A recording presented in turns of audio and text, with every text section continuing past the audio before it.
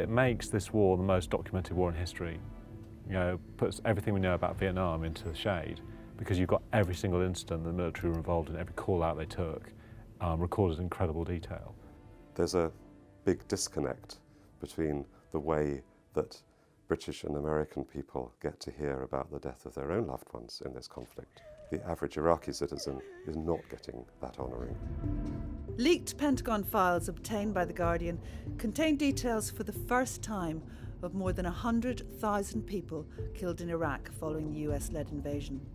These reports prove that the US authorities were recording official statistics of Iraqi deaths, something which they have always denied.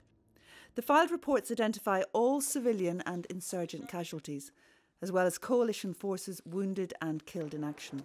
The UK-based organisation Iraq Body Count, which records civilian casualties from the war in Iraq, says that it has added 15,000 previously unrecorded deaths to the current Iraq body count total.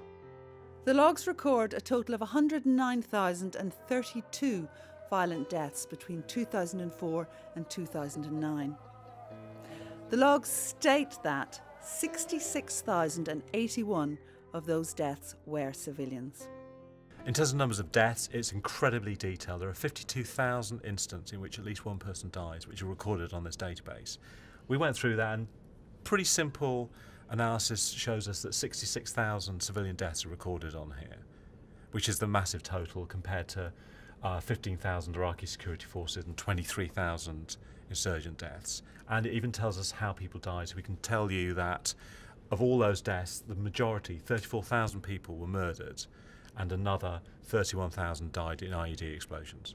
Because these logs are incident by incident detailed records, we were able to match them one by one with the incident by incident detailed records we already have in our database. And by very careful sampling, we have been able to estimate that these logs will add 15,000 deaths previously unknown to the Iraq death count.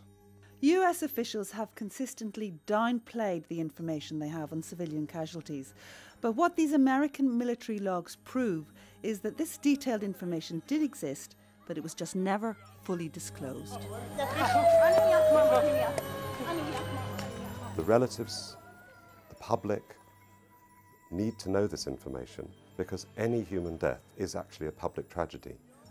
The moment an American soldier or a British soldier dies, the next page in the newspaper, the fact of it is announced, their name, their age, where they were, some personalising, humanising detail about them. All victims of war, including civilians, deserve that same level of respectful acknowledgement. And here we have names coming into the public domain for the first time, which the American government knew about for 6 years and has not released.